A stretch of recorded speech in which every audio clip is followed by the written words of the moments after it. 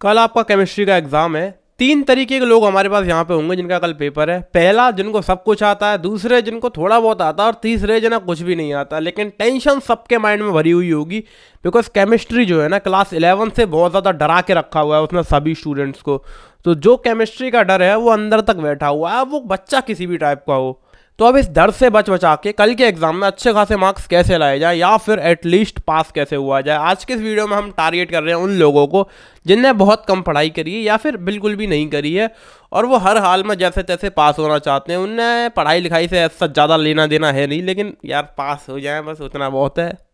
तो देखो भाई, केमिस्ट्री का जो तुम्हारा एग्ज़ाम है, 6 मिस्त्री का जो तुम्हारा एग्ज़ाम है वो 70 मार्क्स का होता है, और 70 में से हमें पास होने के लिए कितने चाहिए होते हैं? केवल 23 मार्क्स तुम्हें चाहिए होते हैं पास होने के लिए। अब इन 70 में से 23 लाए कैसे जाएंगे भाई साहब? हम कुछ लिख के आते हैं, कट बहुत जाते हैं। मैंने कई केसेस ऐसे सुने हैं कि यतिन भाई हमने तो पूरा 70 नंबर का पेपर अटैम्प्ट करा था और पास भी नहीं हो पाए, फिर भी 21 रह गए, 19 रह गए, 20 रह गए। ऐसा होता है, ऐसा उन लोगों के साथ में होता है इनने कुछ ना पढ़ा होता है, और पेपर से एक दिन पहले भी वो कुछ नहीं पढ़ते हैं, बिल्कुल भी स्मार्ट वर्क नहीं करते हैं, बिल्कुल भी हार्ड वर्क नहीं करते हैं। जिनने कुछ करा भी नहीं, करना भी नहीं चाहते, उनके साथ में ऐसा होता है अक्सर। कुछ लोग होते हैं जिनने बहुत मेहनत करी होती है, गधों की तरह मेहनत करी होती है, लेकिन एग्ज़ाम टाइम पे वो सब कुछ भूल जाते हैं। तो मैं तुम्हें क्या बताता हूँ, एक ट्रिक बताता हूँ तुम्हें। ट्रिक यार, एक कोई छोटी ट्रिक नहीं, एक प्रॉपर स्ट्रेटजी, टेक्निक टाइप तुम इसे कह सकते हो। तुम क्या करो भाई, केमिस्ट्री का वो निकालो पेपर पैटर्न। पेपर पैटर्न में ये देखो कि कौन कौन से चैप्टर्स की वेटेज ज़्यादा है, कौन कौन से चैप्टर्स की वेटेज ठीक है कम है।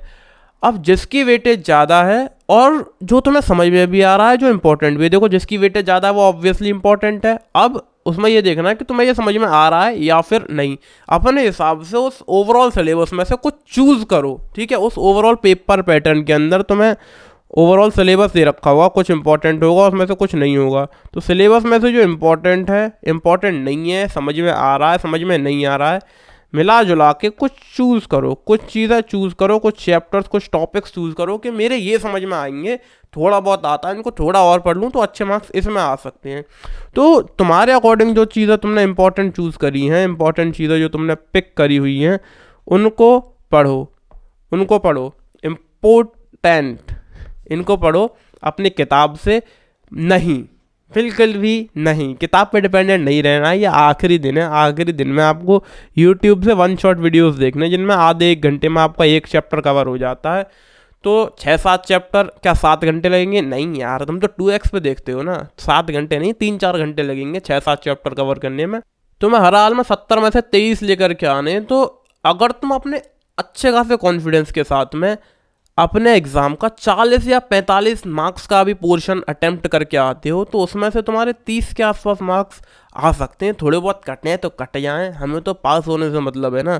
तो कोशिश करना तुम पेपर पूरा का पूरा अटेम्प्ट करके आओ, और आज के दिन में कोशिश करना है कि तुम पूरा सिलेबस थोड़ा थोड़ा थोड़ा थोड़ा पढ़ लो, और कुछ चंद चैप्टर्स ऐसे हों, आधा या उससे थोड़ा ज़्यादा सिलेबस तुम्हारा ऐसा हो जो तुम्हें अच्छे से आता हो, जो तुम फोकस से पढ़ो। और आज के दिन वैसे भी यार एक चीज़ होती है, जो कुछ भी हम पढ़ते हैं ना वो भूलते नहीं हैं।